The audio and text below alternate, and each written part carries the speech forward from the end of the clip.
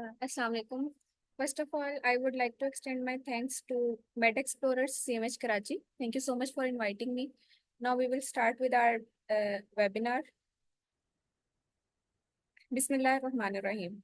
So today's topic of discussion is a beginner's guide to medical research. हमने discussion इस चीज़ पे करनी है कि अगर कोई अंडर ग्रेजुएट स्टूडेंट जो बिल्कुल बिगिनर है तो उसने कैसे मेडिकल फील्ड में रिसर्च करनी है, या फिर आप सिंपल कहें कि रिसर्च बिल्कुल बेसिक लेवल पे अगर हम कहें तो रिसर्च क्या है और इसके क्या क्या स्टेप्स होंगे, कैसे आप स्टार्ट कर सकते हैं। सब स्टेप्स अगर हम ओवरऑल देखें कि रिसर्च के क्या स्टेप्स हैं तो उसमें डाटा कलेक्शन होती है, डाटा एनालिसिस और डाटा इंटरप्रिटेशन। ये फॉर्मल में रिसर्च के स्टेप्स नहीं बता रही है, एक बेसिक डेफिनेशन बता रही हूँ कि रिसर्च में हम करते क्या है। किसी भी, it's not about medical field, किसी भी फील्ड में अगर रिसर्च हो रही है तो उसमें डाटा कलेक्शन होता है। फिर उस डाटा कलेक्शन जो हम आपने डाटा कलेक्ट किया गया उस डाटा को एनालाइज किया जाता है, उसके इंटरप्रिटेशन की जाती है, रिजल्ट्स निकलते हैं। तो ये जो सारा प्रोसेस होता है ये रिसर्च के बेसिक स्टेप्स हैं कि आप डाटा कलेक्शन कर रहे हैं, डाटा को एनालाइज कर रहे हैं और उसकी इंटरप्रिटेशन करते हैं। ये मैंने आपको एक बेसिक डेफिनेशन बताई है रिसर्च की। अब हम इसको बिल्कुल स्टार्ट से डिटेल से देखेंगे।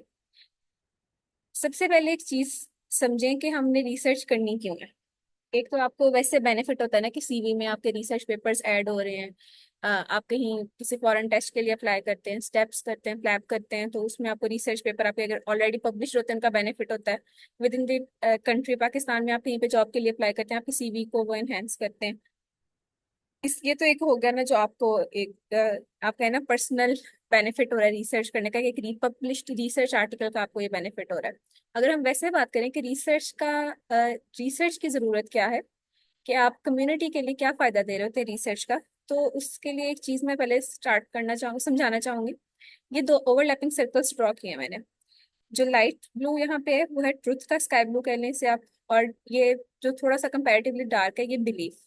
जहां पे ये दोनों चीजें ओवरलैप कर रही हैं वो बनता है नॉलेज। अब ट्रुथ है कि एक एस्टेब्लिश्ड फैक्ट है, सबको नजर आ रहा है, एक चीज हकीकत है, वो ट्रुथ आती है। कुछ होते हैं हमारे बिलीव्स कि जिनको प्रूव करने की जरूरत होती है। आप एक बिलीफ को प्रूव करें तो आप उसको प्रूव करने के बाद नॉलेज के सेक्शन में ले आते हैं। नॉलेज कहाँ पे, जहाँ पे ट्रुथ और बिलीफ ओवरलैप कर रहे हैं। एक बिलीफ था, आपने उसके ऊपर रिसर्च की, उसको कोई आपने उसको एनालिसिस किया, उसके उसके मुतालिक आपने सबसे पहले अपनी ऑब्जर्वेशंस की। जैसे आपको 10th का चैप्टर याद होगा, बायोलॉजी में हम लोग सेकंड चैप्टर पढ़ते होते थे। उसमें वो सारी चीजें एक्सप्लेन की हुई थी कि ऑब्जर्वेशन करते हैं, हाइपोथेसिस बनाते हैं, डिडक्शन करते हैं, और हमने उसमें सारी एक ना ब्रीफ रिसर्च की मेथोडोलॉजी बताई हुई थी, काइंड ऑफ, ये कह सकते हैं आप। तो एक चीज है जिसको बिलीव था, आपने उसको ऑब्जर्व किया, उसका हाइपोथेसिस बनाया, डिडक्शन बनाई, उसके ऊपर रिसर्च की और उसको आप नॉलेज के सेक्शन में ले आए। तो उसको आप बिलीव से, सॉरी, ट्रुथ के सेक्शन में ले आए। कि आप पहले लगता था कि ऐसा है, सपोज आप कहें कि जैसे हम सब, हमारे पेरेंट्स सब कहते हैं कि मोबाइल फोन यूज करने की वजह से आपके जो मार्क्स हैं वो कम आते हैं, अपना टाइम वेस्ट करते हो। आप इस चीज को, इसके ऊपर डाटा कलेक्शन करो, इस बिलीव के ऊपर, और इसको आप इंटरप्रेट करो, रिजल्ट्स को एनालाइज करके इसको नॉलेज के सेक्शन में लेके आओ कि वाकई मोबाइल फोन यूज करने से आपके जो है स्टडीज उसके ऊपर नेगेटिव इम्पैक्ट आता है। और वैसे हमने ये रिसर्च की भी थी, हमारा तो पॉजिटिव इम्पैक्ट आया था, लेकिन उसकी पी वैल्यू सिग्निफिकेंट नहीं थी। So that was not because of using mobile phone, उसकी कोई अंडरलाइंग रीजन थी कि जो मोबाइल फोन यूज कर रहे हैं बच्चे, उनका रिजल्ट भी अच्छा था। तो अब ये चीज थी कि एक बिलीफ था, उसको आप नॉलेज के सेक्शन में लें। इस सारी स्टोरी को एक्सप्लेन करने का पर्पस भी मैं आपको बताती हूँ कि नॉलेज क्या है। Knowledge is justified true belief. एक बिलीफ था, उसको जस्टिफाई किया है अब, और अब वो जस्टिफाइड ट्रू बिलीफ बन गया, तो उसको हम कहते हैं नॉलेज। एक बिलीफ है आपका कि ग्लास टूट गया शीशे का तो आपके साथ कुछ बुरा होगा, ये एक सुपरस्टिशियस बिलीफ है ना। अब अगर आप इस चीज को वाकईतन प्रूव करते हैं, आप कुछ लोग देखें, आप उनसे एक्सपेरिमेंट करें जी, उनके हाथ से ग्लास टूटता है और आप ऑब्जर्व करें कि वाकई उनके साथ उनका दिन खराब गुजरा या उनके साथ कुछ बुरा हुआ है। अब आप उसके ऊपर डाटा कलेक्शन कर रहे हैं, आप एक्सपेरिमेंटेशन कर रहे हैं। उसको करने के बाद आप रिजल्ट्स उसके निकालें, जो डाटा कलेक्ट हो गया उसको एनालाइज करें। अगर ऐसा हुआ है तो फिर वाकई ही तौर पे ये चीज ट्रू थी, या इसका आंसर ट्रू या फॉल्स दोनों में निकल सकता है। इसका आंसर नो में भी आ सकता है कि नहीं, जिसके साथ ग्लास टूटा उसके साथ गलत नहीं हुआ, जिसका ग्लास टूटा उसके साथ गलत हुआ है। येस और नो दोनों की ऑप्शन होती है ना। कहने का पर्पस ये था, ये बस एक सिंपल से मैंने एग्जांपल दी थी कि कुछ भी हो, आप एक चीज है, बिलीफ है जो कि अभी प्रूव नहीं हुई, आप उसको प्रूव करते हैं तो उसको आप नॉलेज के सेक्शन में लेके आते हैं। तो जो रिसर्च का पर्पस होता है ना, वो ये स्टॉक ऑफ नॉलेज को इंक्रीज करना होता है। कि आप अभी बहुत कुछ है इस दुनिया में तस्खीर करने के लिए, पता चलाने के लिए, जिसके ऊपर रिसर्च जारी है, वो यही है ताकि हम अपना स्टॉक ऑफ नॉलेज इंक्रीज कर सकें। अब knowledge is justified true belief, और उसको जस्टिफाई हमने कैसे करना है, किसी चीज को हम कैसे कर सकते हैं स्टॉक ऑफ नॉलेज को इंक्रीज? By doing research. हम रिसर्च करेंगे, हम रिसर्च करके किसी चीज को जस्टिफाई करेंगे और हम उससे स्टॉक ऑफ नॉलेज को इंक्रीज करेंगे। रिसर्च की डेफिनेशन क्या है? A formal work undertaken systematically to increase the stock of knowledge. अब इस स्टॉक ऑफ, ये जो वर्ड है ना, to increase the stock of knowledge, इसको एक्सप्लेन करने के लिए वो पीछे वाली सारी ओवरलैपिंग सर्कल्स और वो सारी स्टोरी मैंने आपको सुनाई। And use of this knowledge stock to devise new applications, के आपने स्टॉक ऑफ नॉलेज इंक्रीज करने के लिए किया रिसर्च, जो कि एक फॉर्मल वर्क था, सिस्टमेटिकली किया। सिस्टमेटिकली का मतलब है कि इसको स्टेप वाइज करना है। आपने डाटा कलेक्शन की, डाटा एनालिसिस किया और डाटा इंटरप्रिटेशन की, जो मैंने बिल्कुल स्टार्ट पे ना थोड़ा सा बेसिक बताया था कि रिसर्च क्या होता है। वो उसके एक थोड़े से बहुत जनरल स्टेप्स थे कि डाटा कलेक्शन होती है, डाटा एनालिसिस, और फिर आपने डाटा की इंटरप्रिटेशन करनी होती है। इससे क्या होगा कि आपका स्टॉक ऑफ नॉलेज इंक्रीज होगा। और and use of this knowledge stock to devise new applications. अब इस स्टॉक ऑफ नॉलेज को यूज करके आप नई ये नॉलेज आगे ना, सपोज आपने मेडिसिन से रिलेटेड कोई रिसर्च की है, आप उस न्यू मेडिसिन बना रहे हैं, कोई फार्माकोलॉजी रेलिवेंट कोई स्टडी है, या फिर आप बता रहे हैं कि कोई मेडिसिन आ गई थी मार्केट में, उसका कोई साइड इफेक्ट आया है, तो ये सारा कुछ आप स्टॉक ऑफ नॉलेज को इंक्रीज करते हैं और उससे नई राहें खुलती हैं। मतलब कि एक चीज आपको पता चलता है कि इसके ऊपर काम हुआ है, इसके ऊपर मजीद काम हो सकता है, या फिर इस किस चीज के ऊपर रिसर्च करके आप बताते हैं कि ये जो पहले से कोई आपने कोई तरीका कार, कोई एप्लीकेशन यूज कर रहे थे, कोई प्रोसीजर, सपोज कोई ऑपरेटिव प्रोसीजर यूज कर रहे थे, आप उसका बताते हैं कि नहीं ये ठीक नहीं है, ऐसे कोई साइड इफेक्ट्स हैं, तो ये आप नई राहें निकाल रहे हैं। तो ये सारी चीज थी, ये सारा पर्पस था बेसिकली रिसर्च का, कि आपने जो कम्युनिटी है उसके लिए स्टॉक ऑफ नॉलेज को अपने लिए, अपने इर्द गिर्द के लोगों के लिए उसको इंक्रीज करना होता है। और ये उसका एक बेनिफिट है रिसर्च का फॉर द सोसाइटी। और आपका पर्सनल बेनिफिट भी ये है कि आप एक तो जिसे कहते हैं ना, सदका ये वाकई हकीकतन सदका जारिया है कि आप कुछ बता रहे हैं, कोई नई चीज कोई सर्च आउट कर रहे हैं और उसको कम्युनिटी को दे बता रहे हैं, जो कि उनको वेरियस वेज में हेल्प आउट कर सकती है। फॉर्मल वर्क ये है कि आपने इसको फॉर्मली करना होता है, स्टेप्स होते हैं, पहले आप उसको प्री प्लान करते हो। ऐसे नहीं होता कि आपके पास सपोज कुछ डाटा पुराना पड़ा हुआ था, आपने उसके ऊपर वैसे हो सकती है रिसर्च, लेकिन फॉर्मल से मुराद के आप इसको फॉर्मली ना प्लान करके एक काम को स्टार्ट करते होते हैं रिसर्च को। आप अगर मेडिकल फील्ड में हैं, आप रोज सपोज एक सर्जन है, वो 5-10 लेप्रोस्कोपिक सर्जरीज कर रहा है, वो उसकी रूटीन है, वो एक सालों से ये करता आ रहा है प्रोसीजर। अब उसने सोचा है कि वो उसके ऊपर रिसर्च करना चाह रहे हैं, तो वो उसकी अब लेप्रोस्कोपिक सर्जरी तो अब वो फर्दर भी करेंगे जैसे वो पहले करते आए थे, लेकिन अब उसका ना थोड़ा सा वो सिस्टमेटिकली इसको सिस्टमाइज वे में करेंगे। तो उन्होंने जो पर्टिकुलर फाइंडिंग्स देखनी है अपनी हर सर्जरी में, वो उसको पहले से एक तो वो एक उसका प्रॉपर प्लान बनाएंगे, लेआउट बनाएंगे, फिर अपनी नेक्स्ट सर्जरीज में वो वाला डाटा वो लास्ट में कलेक्ट करेंगे, फॉर्मली वर्क करेंगे। अब उन्हीं की वही जो लेप्रोस्कोपिक सर्जरी जो वो रूटीन में करते रहे थे, अब क्या होगा कि उसकी थोड़ी सी उसके ऊपर क्योंकि वो रिसर्च करें तो एक फॉर्मल वर्क बन गया। तो ये रिसर्च एक फॉर्मल वर्क होता है, सिस्टमेटिकली करते हैं, इससे स्टॉक ऑफ नॉलेज इंक्रीज होता है और इस नॉलेज स्टॉक को न्यू एप्लीकेशन डिवाइस करने के लिए यूज किया जाता है। Next is how can we start research, how can you start research. ठीक है, कि अंडर ग्रेड लेवल पे आप रिसर्च कैसे स्टार्ट कर सकते हैं। उसमें सबसे पहले स्टेप 1 है कि आपने रिसर्च अप्रोच अपनी डिसाइड करनी है। आपने डिसाइड करना है क्या है, whether you want to do qualitative research और क्वांटिटेटिव रिसर्च। क्वालिटेटिव रिसर्च और क्वांटिटेटिव में मैं थोड़ा सा बेसिक डिफरेंस बताती हूँ कि क्वांटिटेटिव में ना हम डाटा कलेक्शन करते हैं, और वो in the form of Google forms हो, हार्ड फॉर्म की मतलब या हार्ड पेपर हो, कुछ क्वेश्चनियर्स होते हैं, क्वेश्चंस होते हैं, आपने वो फिल आउट करवाने होते हैं, तो वो क्वांटिटेटिव रिसर्च में आता है। क्वालिटेटिव रिसर्च में ना आप लोगों की राय लेते हैं। क्वांटिटेटिव में open sorry close ended questions होते हैं मोस्टली, क्वालिटेटिव में ओपन एंडेड है, और ये काइंड ऑफ इंटरव्यू बेस्ड होती है कि आपने एक स्पेसिफिक ग्रुप ऑफ पर्संस को, जो आपका सैंपल साइज है, उनको एक जगह पे एक मीटिंग अरेंज करें, उन सबको वहां पे बिठाएं, उनसे कुछ क्वेश्चंस पूछें, जो वो आंसर देते हैं उनको रिकॉर्ड किया जाता है, फिर उसको फर्दर उस डाटा को जो रिकॉर्डिंग है उसको यूज किया जाता है फॉर पेपर राइटिंग। ये क्वालिटेटिव रिसर्च होती है। और क्वांटिटेटिव में हम जो आप मेडिकल स्टूडेंट्स आप में से बहुत से रिसर्च कर रहे हैं, तो या जो रिसर्च नहीं भी कर रहे हैं, उन्होंने अपने कॉलेज में बहुत से गूगल फॉर्म्स फिल किए होंगे रिसर्च वाले, तो वो सारे क्वांटिटेटिव रिसर्च के होते हैं। ठीक है, क्वांटिटेटिव में ना वैसे सैंपल साइज ज्यादा होता है, लाइक इट्स राउंड अबाउट के कम अज कम 150-300 तक सैंपल साइज आता है, लेकिन जो क्वालिटेटिव होते हैं उसका सैंपल साइज बहुत कम होता है, इसका कोई 10-15 तक आ जाएगा, कि उन इतने लोग होते हैं, उनसे कोई इंटरव्यू बेस्ड आपने क्वेश्चंस करने होते हैं, फिर आपने इसका पेपर लिखना है। तो सैंपल साइज के अगर कंपैरिजन करें तो क्वालिटेटिव रिसर्च में सैंपल साइज कम है, क्वांटिटेटिव में सैंपल साइज ज़्यादा है। और जो क्वांटिटेटिव रिसर्च है वो स्टूडेंट्स ज़्यादा, इसलिए हमारे लेवल पे ज़्यादा क्वांटिटेटिव रिसर्च प्रेफर की जाती है। क्वालिटेटिव भी कर सकते हैं, लेकिन क्वेश्चनियर्स जो जनरेट किए जाते हैं, जो आपके बहुत से सीनियर्स ने आपसे फिल कराए होंगे, हम भी करवाते हैं। और एक तो वो मेडिकल कॉलेजेस में कहते हैं ना, एक सीजन चलता है अचानक रिसर्च का, जब स्पेशली फोर्थ ईयर सी मेड की रिसर्च कर रही होती है, तो फिर आप तो बेतहाशा फॉर्म्स फिल कर रहे होते हैं, वो सारे क्वांटिटेटिव के होते हैं। ये था कि आपने स्टेप वन है, आपने स्टडी अप्रोच डिसाइड करनी है, आपने डिसाइड करना है कि आपने क्वालिटेटिव रिसर्च करनी है या आपने क्वांटिटेटिव रिसर्च करनी है। स्टेप नंबर टू है कि आपने टॉपिक सिलेक्शन करनी है। टॉपिक सिलेक्शन एक बहुत इंपॉर्टेंट स्टेप है, और आपको अपना टॉपिक बहुत ही वाइजली चूज करना होता है। टॉपिक सिलेक्शन में बेशक महीने लगाएं, हर चीज को लिटरेचर रिव्यू करें, डिफरेंट देखें कि आजकल कौन सा टॉपिक बहुत इन है, किस पे रिसर्च हो रही है, किस पे आप कर सकते हैं, उसके सारे प्रॉज एंड कॉन्स चेक करें। बहुत मेहनत करके टॉपिक को सिलेक्ट करें, क्योंकि ये एक बहुत ही बेसिक है, पिलर है जिसके ऊपर आपकी पूरी रिसर्च स्टैंड करने वाली है। तो टॉपिक सिलेक्शन, या तो टॉपिक आपके माइंड में खुद आ जाए, अगर नहीं आपके माइंड में कोई टॉपिक, अगर आपके माइंड में कोई टॉपिक आता है ना, तो आपने उससे रेलिवेंट लिटरेचर रिव्यू करना होता है। तो मैं आपको भी दिखाती हूँ कि आपने कैसे करना है। अगर टॉपिक आपके माइंड में नहीं है, आपने इजीली कोई टॉपिक चूज करना है, तो उसका एक तरीका ये होता है कि अह, उसका, वैसे मैं आपको बताती हूँ, नेक्स्ट मैंने वो स्लाइड ऐड की हुई है। पहले हम देख लेते हैं पहले के टॉपिक, जो रिसर्च टॉपिक है उसके क्या करेक्टरिस्टिक्स होने चाहिए।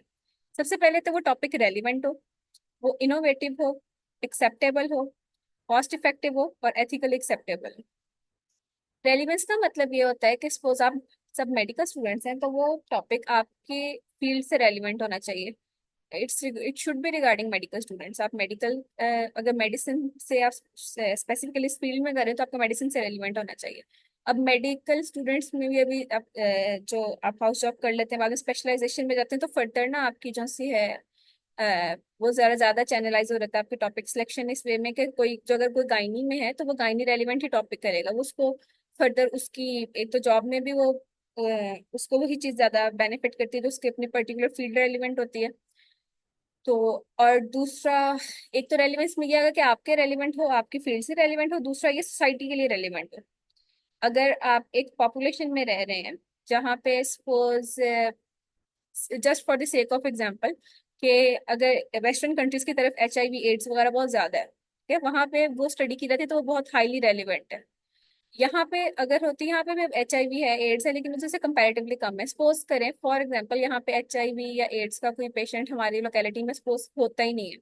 Just for the sake of example कि आप कहें कि पाकिस्तान में इस तरह का कभी कोई केस आया ही नहीं है, तो पाकिस्तान में इस टॉपिक पे स्टडी करना इरेलीवेंट है। The point I want to say is कि जो आपकी लोकेलिटी है, आपके इर्द गिर्द आपके सराउंडिंग के लोग हैं, उनसे रेलिवेंट होना चाहिए टॉपिक। एग्जांपल मैंने ये दी कि सपोज करें पाकिस्तान में कभी HIV या एड्स का कोई पेशेंट आया ही नहीं है, तो अगर आप HIV एड्स पे पाकिस्तान में रिसर्च करें तो वो रेलिवेंट हो जाएगी। जो कि ऐसा नहीं है, इधर पेशेंट आते हैं, मैंने जस्ट एग्जाम्पल दी थी। फिर आपका टॉपिक है कि इनोवेटिव होना चाहिए। आपका टॉपिक कोई ऐसा होना चाहिए जो कि आजकल के दौर के मुताबिक हो। अब AI का मॉडर्न, सपोज आजकल AI बहुत इन, AI पे रिसर्च करें तो वो हाईली इनोवेटिव है। इस तरह के कोई टॉपिक हो जो कि आजकल ना, मतलब अप टू डेट हो, मॉडर्न हो, वो इनोवेटिव में आता है। एक्सेप्टेबल है कि वो acceptable for this in people, for the surrounding, for the research subjects हो। सपोज आप रिसर्च स्टडी कर रहे हैं कि स्टूडेंट्स ना, मेडिकल जो स्टूडेंट्स हैं वो चीटिंग बहुत करते हैं पेपर्स में, सपोज ये आपका इससे रेलिवेंट कोई रिसर्च टॉपिक बनाते हैं, तो आपने क्वेश्चन ये उन्हीं स्टूडेंट से अगर फिल करवाना है कि उनसे उन्हीं के मुतालिक राय ले रहे हैं आपके, कितने लोग चीटिंग कर रहे हैं, आपका क्या इससे रेलिवेंट परसेप्शन है, तो ये स्टूडेंट्स के लिए एक्सेप्टेबल नहीं होगा। वो आपका क्वेश्चन ये फिल नहीं करेंगे। तो ये मैं एग्जांपल सारी बहुत बेसिक बेसिक दे रही हूँ, ठीक है, सिर्फ समझा for the purpose of understanding के वो इसको, वो उनके लिए एक्सेप्टेबल टॉपिक नहीं है कि आपका स्टडी सब्जेक्ट वो काइंड ऑफ उनके खिलाफ ही हो रहा है ना, कि आप उन्हीं से कह रहे हो कि आप चीटिंग क्यों करते हैं या आप चीटिंग करते हैं, आप उनसे क्वेश्चन पूछ रहे हो, तो वो topic is not acceptable.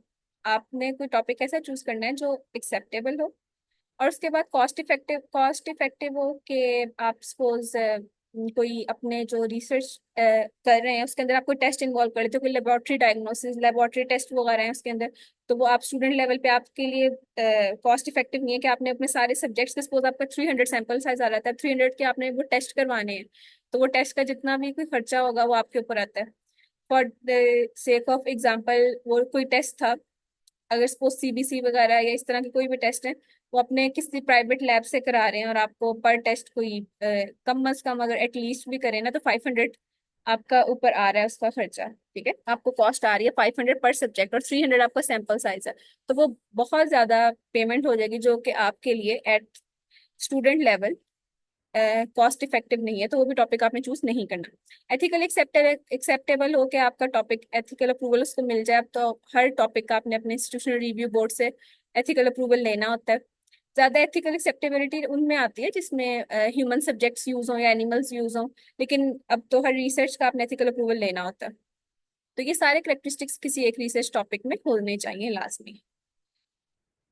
I hope so मेरी स्पीड ज्यादा नहीं है कोई जहाँ पे क्योंकि मुझे ज्यादा है टॉपिक लेंथ ही कवर करना है, तो अगर कहीं पे कोई क्वेश्चन है आप साथ साथ पूछ सकते हैं। उसके बाद मैंने बात की थी कि इजी वे कैसे आप रिसर्च टॉपिक को, लेटेस्ट रिसर्च टॉपिक को कैसे चूज कर सकते हैं, इसका एक इजी वे क्या है। इसके लिए आपने क्या करना है कि आप गूगल पे जाएं, गूगल स्कॉलर लिखें तो आपको ये अपीयर हो जाएगा डैशबोर्ड। ठीक है, इधर आपने सर्च करने या गूगल स्कॉलर पर सर्च कर लें, पबमेड पे आपने गूगल पे लिखा गूगल स्कॉलर, तो ये एक इस तरह का पेज आपको अपीयर हो जाएगा। अब यहाँ पे आपने लिखना है अंडर ग्रेजुएट मेडिकल स्टूडेंट्स। जब आप अंडर ग्रेजुएट मेडिकल स्टूडेंट्स लिख के सर्च करेंगे तो डिफरेंट रिसर्च आर्टिकल्स आ जाएंगे इन नंबर ऑफ थाउजेंड्स। तो आपने उनमें से देख सकते हैं, आप उसके ऊपर फिल्टर लगाएं, ईयर का 2024 या 2020 सेलेक्ट कर दें तो आपको पता चल जाएगा कि रिसेंटली किन चीज़ों पे रिसर्च हुई है, फिर आप उसको रिसर्च टॉपिक बना सकते हैं। अब इसका मैं आपको एक दफ़ा शो कर देती हूँ सर्च करके।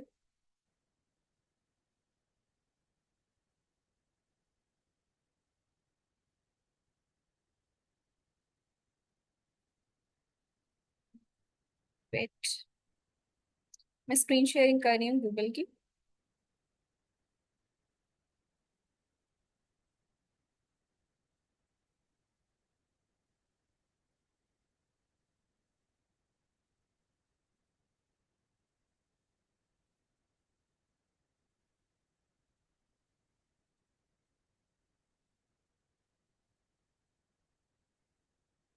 ये देखिए आपको गूगल शो, एक मिनट।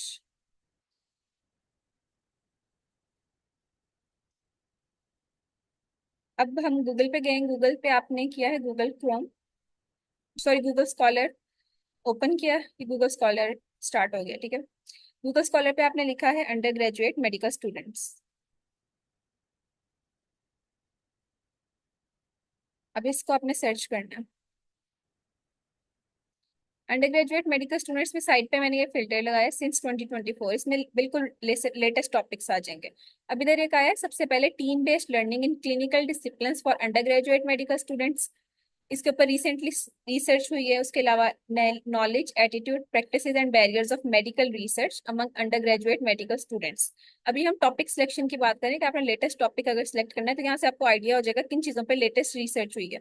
ये है medical research among under graduate medical students के, मेडिकल रिसर्च से रेलिवेंट कोई टॉपिक्स। अगर सपोज आप इसको अब टॉपिक अपना सिलेक्ट करते हैं, क्या कहते हैं आपने इसी को देखना है कि नॉलेज एटीट्यूड प्रैक्टिस और बैरियर्स क्या क्या है मेडिकल रिसर्च में अंडर ग्रेजुएट मेडिकल स्टूडेंट्स से, ये आपका सपोज आपने इसको टॉपिक चूज किया है।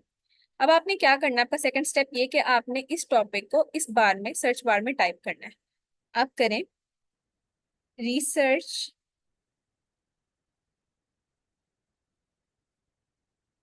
Suppose sorry research barriers in under graduate medical students. अब इससे रेलिवेंट टॉपिक्स आ गए हैं। ठीक है, ये है नॉल, ये फर्स्ट टॉपिक जो पहले आपने देखा था। अब ये मैंने इसलिए बताया कि आपने एक टॉपिक चूज कर लिया, अब आपने उस टॉपिक को यहाँ पे टाइप किया गूगल स्कॉलर में, आप उससे रेलिवेंट डिफरेंट रिसर्च आर्टिकल्स देखना चाह रहे हैं for the purpose of literature review. ये आपके सारे आ गए इसमें। Barriers to research participation among medical students internationally, ये एक सिस्टमेटिक सिस्टमेटिक रिव्यू है, फिर एक और टॉपिक आ गई, ये सारे के सारे 2024 के पेपर्स हैं, लेटेस्ट हैं। अब सपोज मैं ये वाला ओपन करी, मैं आपको बताना चाह रही हूँ कि आपने एक रिसर्च आर्टिकल को ओपन करके आपने उसको रीड कैसे करना है और उसका कैसे लिटरेचर रिव्यू होता है। आप किसी को पेपर को एज अ रेफरेंस भी चूज कर सकते हैं, उसमें आपके बेनिफिट ये होगा कि आप उसके जो उन्होंने क्वेश्चन यूज किया है ना, उसको आप यूज कर सकते हैं एज इट इज। उसमें ये दो चीजें आती हैं कि एक तो वो रिसर्च कहीं और हुई हो, आपके अपनी लोकेलिटी में नहीं हुई हुई, तो आप उसी सेम टॉपिक पे रिसर्च कर सकते हैं, या फिर आप ऐसा करें कि उसको थोड़ा सा मॉडिफाई कर लें, उसमें कोई न्यू रेलिवेंस निकालने, किसी चीज के साथ लिंक निकालने, तो आपका रिसर्च टॉपिक थोड़ा सा चेंज हो जाएगा। अब इसके एब्स्ट्रैक्ट को मैं रीड कर रही हूँ। साइंटिफिक रिसर्च एब्स्ट्रैक्ट क्या होता है? अच्छा, किसी भी पेपर का इट्स काइंड ऑफ कंक्लूजन, कि पूरे पेपर की जो समरी है ना वो एब्स्ट्रैक्ट में लिखी होती है। बैकग्राउंड क्या है? Scientific research is essential in medicine to practise evidence based medicine and improve health care quality.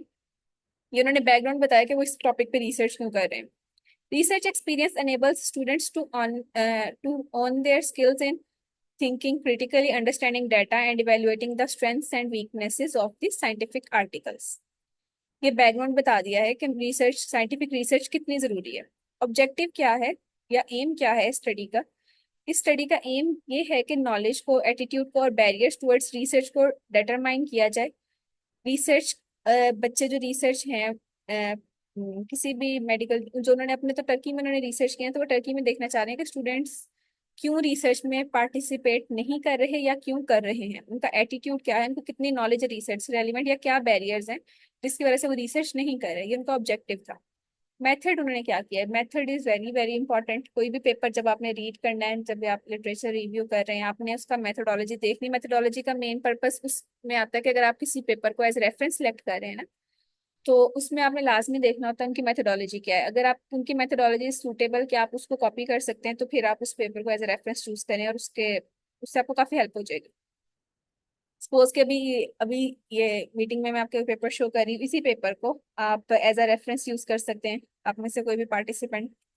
तो इसको अगर मैं बताऊँ ना, इसका मेथड क्या था, इन्होंने क्रॉस सेक्शनल स्टडी की, स्टूडेंट्स पे डाटा कलेक्शन किया, और ऑनलाइन सेल्फ एडमिनिस्ट्रेटेड क्वेश्चन था कि उन्होंने क्वेश्चन खुद बनाया था, वो उन्होंने शेयर किया स्टडी पार्टिसिपेंट से ऑनलाइन। ऑनलाइन कैसे हो सकता है? व्हाट्सएप के थ्रू या फिर जीमेल के थ्रू, ईमेल के थ्रू किया होगा। तो आपको इतना यहाँ तक आपको इतना समझ आ रहा है कि क्रॉस सेक्शनल स्टडी है। Cross sectional study is a type of quantitative study. एक मिनट,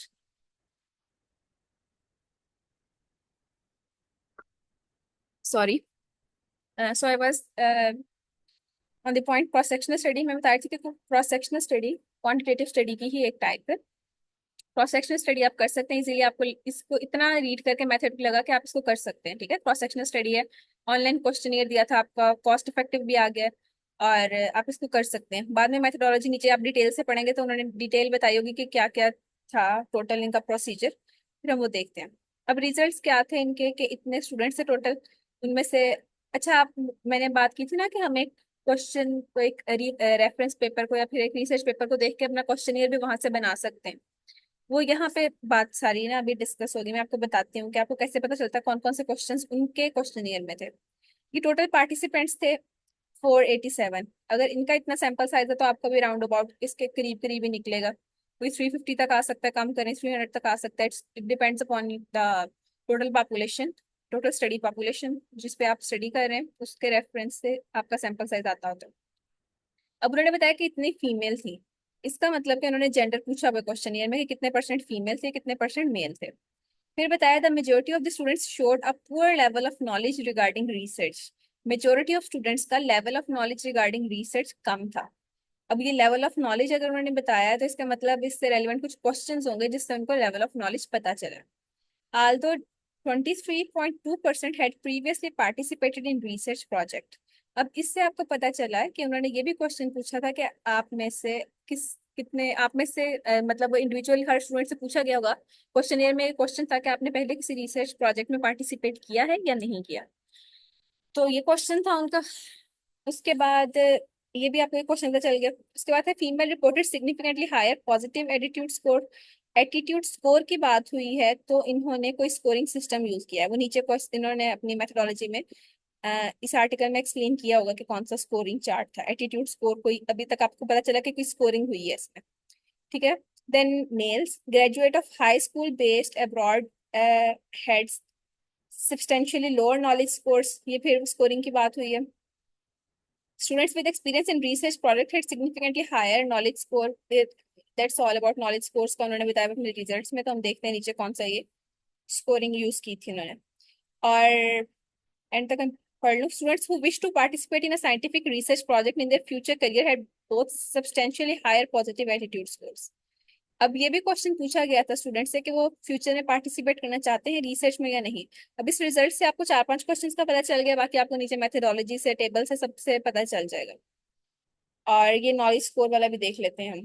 कंक्लूजन आपने रीड किया इस रिसर्च स्टडी का. ओके सो ये पेपर अवेलेबल ही नहीं है पूरा. आर्टिकल आपको बाय करना पड़ेगा. नहीं तो नीचे डिटेल्स होती तो आपको ना वहां से क्वेश्चन नहीं पता चला था. हम किसी और आर्टिकल को देख लेते हैं.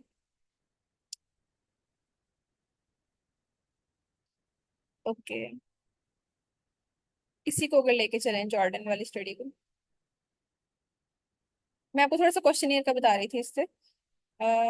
Okay, it's available. अब इसमें उन्होंने सैम्पलिंग और डाटा कलेक्शन में बताया हुआ है कि क्वेश्चन क्रॉस सेक्शनल स्टडी थी, सर्वे था.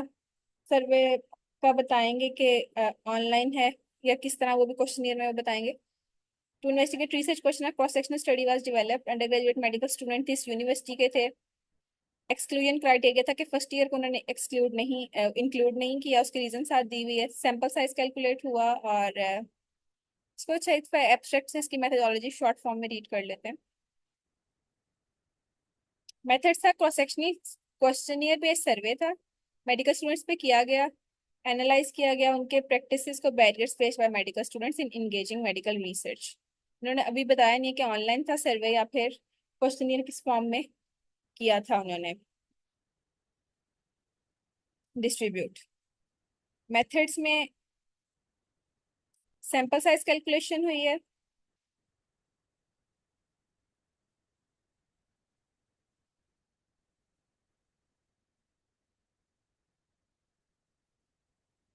अच्छा, सैंपल साइज टोटल आया 1700. अब उन्होंने बताया है ये सारी ना सैंपल साइज से रेलिवेंट ही हैं बातें. मैं क्वेश्चन ईयर पे आना चाह रही हूँ थोड़ा सा कि क्या क्वेश्चन पूछे गए. ये आगे क्वेश्चन ईयर. ठीक है, ओके. क्वेश्चन ईयर में उन्होंने बताया है कि लिटरेचर रिव्यू से उन्होंने क्वेश्चन ईयर अपना डिजाइन किया. फर्स्ट सेक्शन जो था ना उसमें डेमोग्राफिक पूछी गई थी. डेमोग्राफिक कैरेक्टरिस्टिक्स पार्टिसिपेंट्स के, जैसे एज पूछी, जेंडर पूछा, उनका जीपीए पूछा. और ये सारा उन्होंने बताया कि अपने क्वेश्चन के फर्स्ट सेक्शन में इंक्लूड किया. अगर आप इसको एज इट इज थोड़ा सा करना चाह रहे हैं थोड़ी मॉडिफिकेशन के साथ, अगर आप इसका क्वेश्चन यूज करेंगे तो आपको आइडिया हो गया कि एज पूछी हुई है, इसमें जेंडर पूछा हुआ है और जीपीए पूछा हुआ है. आप भी यही क्वेश्चंस अपने क्वेश्चन में रख सकते हैं. फिर सेकंड में इन्होंने बताया कि ये इसका पर्पस क्या था. It explores the intended role of higher medical training for students with ambitious to pursue. अच्छा, ये रेलिवेंट नहीं आपका. नेक्स्ट सेक्शन में क्या था, involvement of students in research पूछा हुआ था कि आपने रिसर्च पहले की हुई है या नहीं, आपकी कोई पब्लिकेशन है या नहीं with in educational institution including both secondary school and universities. कि आपने अपने हाई स्कूल में या यूनिवर्सिटी में कोई रिसर्च पहले की हुई है या नहीं. ठीक है. इसके अंदर उन्होंने बताया कि येस नो टाइप क्वेश्चंस थे, जिसमें स्टूडेंट्स की हाई स्कूल में रिसर्च प्रोजेक्ट में इन्वॉल्वमेंट पूछी हुई थी. और अगर उन्होंने रिसर्च पहले की थी तो पूछा था कि कितनी पब्लिकेशंस हैं, और उन्होंने या किसी ओरल या पोस्टर प्रेजेंटेशन में पहले पार्टिसिपेट किया है या नहीं किया. ये सारे सेकंड सेक्शन के क्वेश्चंस थे. आपको थोड़ा इससे क्वेश्चनियर का आइडिया हो रहा है कि आपने कैसे डिजाइन करना है. थर्ड सेक्शन में क्वेश्चन था कि एटीट्यूड पूछा गया अंडर ग्रेजुएट मेडिकल स्टूडेंट्स का टुवर्ड रिसर्च पार्टिसिपेशन. और इस सेक्शन में क्वेश्चंस थे 7. उसमें उन्होंने 7 रेफरेंस दिया है कि प्रीवियस रिसर्च स्टडी से उनको लिया गया था. 7 उसका रेफरेंस दिया हुआ, यहाँ से आप वो फुल क्वेश्चन ले सकते हैं. या इस तरह आपको पता चल गया कि आपने एक पेपर से कैसे क्वेश्चन डिजाइन करना भी. इसके जो टेबल्स है ना, फुल साइज टेबल मोबाइल पे आप करेंगे तो आपको ज्यादा अच्छे से क्लियर हो जाएगा. इधर से भी आपको क्वेश्चन पता चल जाते हैं कि उन्होंने क्या क्या पूछा था. ये डेमोग्राफिक्स पूछी थी, जेंडर पूछा था, उसके ये ऑप्शन थे. आप as it is Google form अगर बनाए ना तो इधर आप पहले उनसे पूछेंगे question what is your age in years. फिर आप जेंडर पूछ लें, दो क्लोज एंडेड क्वेश्चन दें, 2 ऑप्शंस होंगे, मेल और फीमेल. स्टडी ईयर में ये ऑप्शंस दे देंगे. जीपीए में आपने ये ऑप्शंस दे देने हैं. और फिर आप नेक्स्ट क्वेश्चन पूछते हैं कि आप अब्रॉड में रेजिडेंसी करना चाहते हैं या नहीं, तो ये एज इट इज बने हुए ऑप्शन है, यस नो नॉट श्योर। उसके बाद नेक्स्ट आता है हाई स्कूल प्रोग्राम, या रेलिवेंट नहीं है। अच्छा, इसमें अगर आप इसका क्वेश्चन इस तरह लिखेंगे, यहाँ से कॉपी करेंगे, तो आपने इस पेपर का रेफरेंस लाजमी देना है। मेरे ख्याल है मैं थोड़ा सा काफी आगे चली गई हूँ अपनी स्लाइड से। मैंने साथ आपको ना इसमें लिटरेचर रिव्यू भी बता दिया कि आपने एक पेपर को कैसे स्टडी करना होता है। आपने सबसे पहले जो भी पेपर देखना है उसका एब्स्ट्रैक्ट रीड किया, एब्स्ट्रैक्ट से आपको पता चल जाता है, थोड़ा बहुत आइडिया हो जाता है कि इस पूरे पेपर में क्या बताया गया। आपको अगर आपको एब्स्ट्रैक्ट से कोई पेपर लगे कि ये आपसे रेलिवेंट है, तो आपने क्या करना है उसका, कि आपने उसको फर्दर एंड तक स्टडी करना है और अच्छे से उसके सारे निटी ग्रिटीज में जाएं। अगर आपको एब्स्ट्रैक्ट पढ़ के ही लगता है कि पेपर आपसे रेलिवेंट नहीं है, आपको रेलिवेंट डाटा इससे नहीं मिल रहा, तो आप उसको omit करके नेक्स्ट पेपर पे जाएं। Going back towards the slides.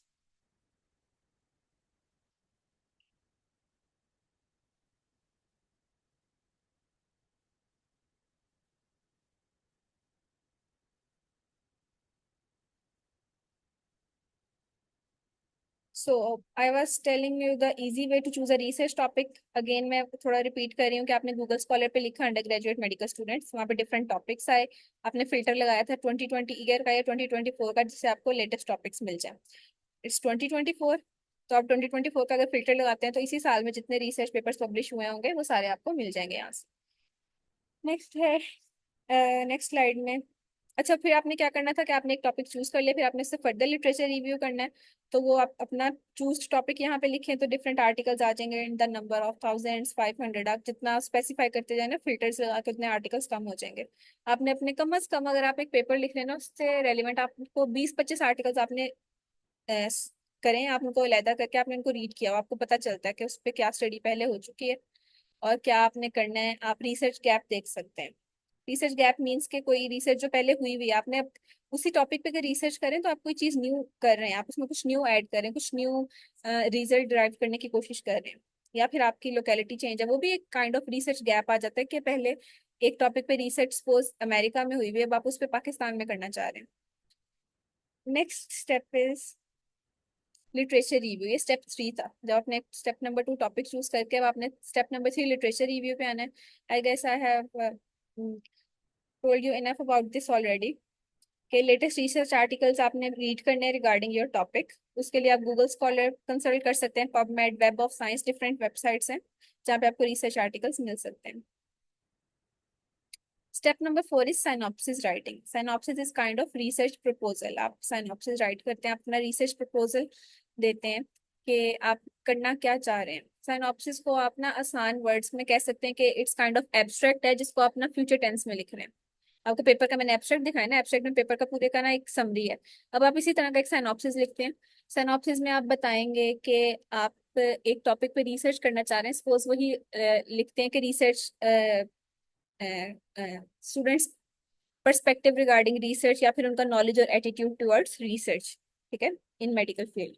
आप उस पर रिसर्च करना चाह रहे हैं तो आप अपने साइनॉप्सिस में अपना टॉपिक लिखेंगे, आप अपना ऑब्जेक्टिव लिखेंगे, आप थोड़ा बैकग्राउंड नॉलेज देंगे कि आप रीजन देंगे आप उस पर क्यों रिसर्च करना चाह रहे हैं, आप अपना रैशनल देंगे, आप उसका लिटरेचर रिव्यू लिखेंगे, उसके अंदर कोई 5 to 10 रेफरेंसेस, 10 to 12 के लिए रेफरेंसेस ऐड करेंगे, आप एक साइनॉप्सिस लिखेंगे, अपना एक रिसर्च प्रपोजल लिखेंगे। उसका लिखने का पर्पज ये है कि आपने वो अप्रूवल लेना होता है ना बेसिकली रिसर्च स्टार्ट करने से पहले अपनी एथिकल रिव्यू बोर्ड से। तो आपने साइनॉप्सिस लिखा है, अब आपने उसका ना अप्रूवल लेना है फ्रॉम द एथिकल, अप्रूवल लेना है इंस्टीट्यूशनल एथिकल रिव्यू बोर्ड। आपने वो साइनॉप्सिस उनको प्रेजेंट करना है। इसका भी प्रोसीजर होता है, इंस्टीट्यूट टू इंस्टीट्यूट वेरी करता है आई गेस, लेकिन ओवरऑल जनरल यही है कि आप साइनॉप्सिस लिखते हैं, सबमिट होता है, और फिर साइनॉप्सिस मतलब वो जो पूरे कॉलेज की तरफ से डिफरेंट साइनॉप्सिस सबमिट होते हैं ना, जब कोई एक सिग्निफिकेंट नंबर 10, 5, 5, 10 कोई साइनॉप्सिस सबमिट हो जाते हैं तो वो एक दफा ही मीटिंग अरेंज करते हैं, कंडक्ट कराते हैं, और वो सारे साइनॉप्सिस आपने जाके अपना रिसर्च प्रपोजल्स मीटिंग में अपने प्रेजेंट करने होते हैं। वहां पे डिसाइड होता है कि आपका वो टॉपिक एक्सेप्ट हुआ या रिजेक्ट हुआ। एक्सेप्ट हो जाता है तो आप उसके ऊपर रिसर्च स्टार्ट कर सकते हैं। जब आपको एक्सेप्टेंस मिल गई है फिर आपने फर्दर रिसर्च के जो स्टेप्स हैं कि आप अपने क्वेश्चनियर डिजाइन करने हैं, डाटा कलेक्शन, डाटा एनालिसिस करनी है, और अगर आपका टॉपिक रिजेक्ट हो जाता है तो देन आपको फिर से दोबारा स्टार्ट करना पड़ेगा, एक न्यू टॉपिक सिलेक्शन करनी पड़ेगी। आपको जब एथिकल अप्रूवल मिलता है ना, तो एक लेटर मिलता है, आईआरबी लेटर, जब अपना पेपर पब्लिश कराना है तो अपने साथ अटैच करना होता है। Step number 6 is data collection and data analysis. आपको एथिकल अप्रूवल मिल गया, आपने उसके बाद डाटा कलेक्शन करनी है। आप वो, सपोज आप क्वेश्चनियर बनाते हैं गूगल फॉर्म में या हार्ड फॉर्म में, आपने बनाया, आपने डाटा कलेक्ट कर लिया, कलेक्ट करने के बाद आपने उस डाटा का एनालिसिस करना है यूजिंग एसपीएसएस सॉफ्टवेयर। मैंने इसका ना एक पिक्चर यहाँ पे लगा दी, इस तरह का ये अपीयर होता है एसपीएसएस। और अगर एंड पे टाइम बचता है हमारे पास तो मैं आपको एक दफा दिखा भी दूंगी ओपन करके लैपटॉप से, थोड़ा सा इसकी बेसिक्स बता दूंगी। Step number 6 is interpretation of results. जो आपके रिजल्ट्स निकले हैं उनको इंटरप्रेट करना है। इंटरप्रिटेशन भी एसपीएसएस के थ्रू ही होती है। डिफरेंट टेस्ट लगाते हैं हम, एनालिसिस करते हैं और अपने रिजल्ट्स को ड्राइव करते हैं in the form of tables. Okay, next is paper writing. Paper writing में आपने जितनी फाइंडिंग्स आपको मिली हैं वो आपने उनको राइट करना होता है। अब एक पेपर, रिसर्च पेपर के फॉर्मेट में, पेपर में ये सारी हेडिंग्स होती हैं। सबसे पहले आपका एब्स्ट्रैक्ट होता है जो एक पेपर का कंक्लूजन है। उसके बाद आपने इंट्रोडक्शन लिखना है। इंट्रोडक्शन में बेसिकली बैकग्राउंड आता है कि आप उस टॉपिक पे रिसर्च क्यों करते हैं, उस पर प्रीवियस नॉलेज क्या क्या अवेलेबल है, वो सारा इंट्रोडक्शन में आएगा। फिर मटीरियल एंड मेथड्स में आपने मेथोडोलॉजी बतानी है डिटेल से कि आप उस जिस टॉपिक पे रिसर्च कर रहे हैं उसमें क्या क्या आपने किस तरह किया था, सारा डिटेल बतानी होती है। क्या सैंपल साइज निकाला, क्या कैसे कैलकुलेट किया आपने, कौन सा फॉर्मूला यूज किया, कितना सैंपल साइज आया, उस उसके बाद आपने कितने स्टूडेंट्स को क्वेश्चनियर शेयर किए, कौन सी सैम्पलिंग टेक्निक थी, रैंडम होती है, कन्वीनियंट होती है, और ये सारा कुछ आपने डिटेल से बताना है। आपने सपोज 300 क्वेश्चनियर शेयर किए थे और आपको रिस्पॉन्स 200 आया, तो आपने ये भी बताना है कि 300 किए थे लेकिन 200 आया, लो रिस्पॉन्स रेशो क्यों आई, उसकी रीजनिंग देनी है। ईच एंड एवरी डिटेल आपने मटेरियल मेथड में बतानी है। आपने ये भी बताना है क्रॉस सेक्शनल स्टडी थी, क्वालिटेटिव थी, क्वांटिटेटिव थी, किस टाइप की थी, सब कुछ आपने इसमें डिटेल से बताना है। मटेरियल मेथड आपका ना एक बहुत इंपॉर्टेंट पार्ट होता है पेपर राइटिंग में। ये इतना क्लियर कट वे में लिखा होना चाहिए, इजी वर्डिंग में, कि कोई भी थर्ड पर्सन अगर पढ़ता है आपका रिसर्च पेपर तो उसको पता चले कि आपने कैसे रिसर्च की थी। अगर वो आपके पेपर को कहीं पे कॉपी करना चाहता है, उस टॉपिक पे रिसर्च करना चाहता है, तो आपका पेपर इस इतना क्लियर कट लिखा हुआ हो कि कोई भी इसको इजीली रिप्रोड्यूस कर सके। फिर आपने अपने रिजल्ट्स देने हैं, टेबल्स की फॉर्म में होते हैं। कि डिस्कशन होगी, डिस्कशन राइट करनी है आपने, रिजल्ट की फाइंडिंग्स को डिस्कशन में लिखते हैं। कंक्लूजन होता है, फिर एक्नॉलेजमेंट। ये सारी आपने हेडिंग्स ना एक फॉर्मेट के देख लें, आपने हर पेपर में ऐसे लिखनी होती हैं। एक्नॉलेजमेंट में आप बताते हैं उस पर्सन का नेम, आप एक्नॉलेजमेंट में लिखते हैं कि आपके आर्टिकल में 6 ऑथर्स हैं, सपोज आप 7 ने किसी ने कॉन्ट्रीब्यूशन किया है, आप उसका ऑथर्स में नहीं लिख सकते तो आप उसका एक्नॉलेजमेंट में लिखें। या जिस किसी ने आपके साथ सपोज डाटा कलेक्शन में हेल्प कराई है, कोई टीचर थे उन्होंने आपके साथ काम करवाया है आप, लेकिन वो ऑथरशिप में नहीं आ रहे, नहीं ऑथरशिप ले रहे अपनी, तो आप उनको एक्नॉलेजमेंट में ऐड करेंगे। कॉन्फ्लिक्ट ऑफ इंटरेस्ट आपने बताना होता है, इसमें नो ही आता है कि कोई कॉन्फ्लिक्ट ऑफ इंटरेस्ट नहीं है ऑथर्स में। आपस में कोई फाइनेंशियल सपोर्ट अगर आपको मिली है, जो कि आप हमें अंडर ग्रेजुएट मेडिकल स्टूडेंट्स को किसी लेवल, इस लेवल पे तो कोई फाइनेंशियल एड नहीं मिलती अपने रिसर्च के लिए। रेफरेंसेस हैं वो अपने एंड पे लिखने होते हैं। जो आपका पेपर राइटिंग है ना, इसको करने से पहले you should choose the journal कि आपने किसके अंदर भेजना है अपना पेपर। तो फिर आप पेपर राइटिंग उस जर्नल के अकॉर्डिंग कर लें। हर जर्नल ने अपनी कुछ गाइडलाइंस दी हुई हैं कि होती हैं कि एब्स्ट्रैक्ट कितने का होना चाहिए, वर्ड काउंट। मोस्टली एब्स्ट्रैक्ट का वर्ड काउंट की लिमिट ना 250 होती है, 250 के राउंड अबाउट आपके वर्ड्स होने चाहिए। उसके बाद रेफरेंसेस का हर किसी ने अपना बताया होता है किस स्टाइल में होने चाहिए। वैनक्यूवर स्टाइल होता है, एपीए होता है, हार्वर्ड है, जो भी फिर रेफरेंस का स्टाइल दिया हो, जर्नल ने बताया हो, उस पर आपने रेफरेंस उसके अकॉर्डिंग कोट करने हैं। मैं आपको बता भी देती हूँ कि रेफरेंस आप स्टाइल्स का जो मैंने बताया ना, इसकी एक्सप्लेनेशन देती हूँ। मैं आपको एक ओपन करके दिखाती हूँ गूगल स्कॉलर से। Next thing is publication. अब आपने अपना आर्टिकल लिख लिया है तो आपने उसको पब्लिश कैसे करना है। पब्लिशिंग के लिए आपको ना ऑनलाइन आप किसी भी वेबसाइट पे अपनी लॉग इन कर सकते हैं, खुद भी आप पेपर सेंड कर सकते हैं। वो मैं आपको एक दफा दिखा देती हूँ, शो कर देती हूँ कि अपनी आईडी कैसे बनानी, पेपर कैसे सेंड करना है। उसके अलावा फिर हम क्वेश्चंस की तरफ जाते हैं। मैं स्क्रीन शेयर करती हूँ आपके साथ गूगल की।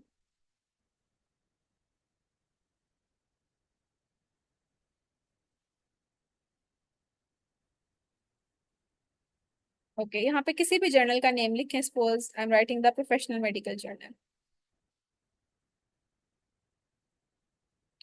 प्रोफेशनल मेडिकल जर्नल आ गया यहाँ पे इनकी। अच्छा, मुझे ये लॉगिन में अगर आप ओपन करेंगे ना तो मेरी आईडी वैसे पहले से बनी हुई आएगा, इस लॉगिन हो जाएगा। चलें, ये मेरी अपनी आईडी जो बनी हुई है उसमें मुझे लॉगिन का ऑप्शन आएगा। आपने न्यू आईडी बनानी, तो आपको मैं इसका मेथड बताती हूँ। आपने रजिस्टर को दबाना है, रजिस्टर को क्लिक करें और यहाँ पे आपने अपनी आईडी बनानी है। आप अपना नेम लिखेंगे। अगर आपका नेम टू नेम मतलब सपोज किसी का नाम आपने से मोहम्मद अब्दुल्ला, तो मोहम्मद ऊपर आ जाएगा। फैमिली नेम में आप अब्दुल्ला लिख दें। या फिर सपोज एक नेम है किसी का आमना रियाज, आमना ऊपर आ जाएगा, नीचे रियाज लिख के मतलब जिसका नेम टू लेटर्स पे कंसिस्ट करता है, टू लेटर्स पे नहीं सॉरी, टू पोर्शंस हैं, तो वो इस तरह लिख दें। अगर सिंगल नेम है जैसे मेरा मिनाहल, तो वो एक में आ जाएगा आपका। अफिलिएशन में आपने अपना इंस्टीट्यूट बताना है। Suppose I will write here Sahiwal medical college, मैं यहाँ पे लिखूंगी मिनाहल, यहाँ पे लिखूंगी साहिवाल मेडिकल कॉलेज। कंट्री में अपना कंट्री आपने यहाँ से सिलेक्ट करना है। उसके बाद ईमेल आईडी आप लिखेंगे, अपना यूजर नेम लिखेंगे, ठीक है, और अपना साथ आपने पासवर्ड लिखना है। ये सारी आपने इन्फॉर्मेशन यहाँ ऐड करनी है। देन आपने इसको क्लिक करना है, I agree to have my data collected, इसको क्लिक कर देंगे। इन दोनों को क्लिक करते हैं तो ओके है। अगर आप थर्ड वाले को क्लिक करेंगे ना, तो आप ये है कि अगर आप जर्नल में कोई आर्टिकल आता है उसको रिव्यू करना चाहते हैं, तो आपने अपना रिव्यूइंग इंटरेस्ट बताना होता है कि आप किस किस चीज से रेलिवेंट पेपर रिव्यू कर सकते हैं। इसमें आप लिख सकते हैं साइकेट्री है, बिहेवियरल साइंसेज है, मेडिसिन है, सर्जरी है, whatever you want to write के उस अगर आप ये लिखते हैं ना, तो वो जो आर्टिकल है वो आपको रिव्यू के लिए भी पेपर सेंड करेंगे। ठीक है, और उसके बाद आपने रजिस्टर को क्लिक कर देना है और दैट्स इट, आपकी एक लॉगिन आईडी बन जाएगी। अब बिकॉज मेरी पहले से ही लॉगिन है, मैं इसको लॉगिन करूंगी तो वो एक डैशबोर्ड अपीयर हो जाएगा जिसमें वो बता देंगे कि मेरा कोई पेपर मैंने सेंड किया हुआ है या अंडर प्रोसेस है या कुछ भी है।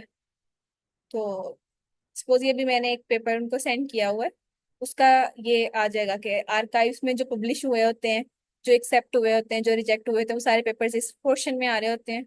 उसके अलावा जो आपने सेंड किया होगा, सबमिशन की हुई है, वो इसके अंदर आएगी। अब इसका इस वक्त मेरे प्रेजेंट जो पेपर का स्टेटस है वो ये है कि उसमें दो रिव्यूअर्स को सेंड किया हुआ था, उन्होंने रिव्यू करके भेजा है और वो बताएंगे अभी स्टेटस इसका।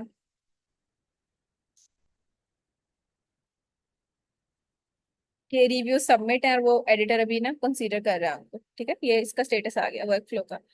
और जो भी फर्स्ट ऑथर होगा उसका नेम यहाँ पे अपीयर होता है हमारे पेपर में जो मैंने सेंड किया हुआ है, क्योंकि कॉरेस्पॉन्डेंस मेरी थी, मैंने कॉरेस्पॉन्डिंग ऑथर के तौर पे सेंड किया हुआ था। और यहाँ पे फर्स्ट ऑथर का नेम आ रहा है जो कि एक स्टूडेंट है मोहम्मद अब्दुल्ला। ठीक है, इस तरह आप लॉगिन आईडी बना सकते हैं, किसी भी जर्नल पे पेपर खुद भी आप सेंड कर सकते हैं। It's quite easy. अब किसी और मीटिंग में या अभी टाइम नहीं है, वरना मैं आपको पेपर सेंड करने का भी थोड़ा सा मेथड बता देती हूँ। If you have any question regarding this, अभी तक जो हमने डिस्कशन की है तो ज़रूर बताएं, फिर उस क्वेश्चन को डिस्कस कर लेते हैं। आपको मैं आंसर्स दे दूंगा। I guess I should stop recording.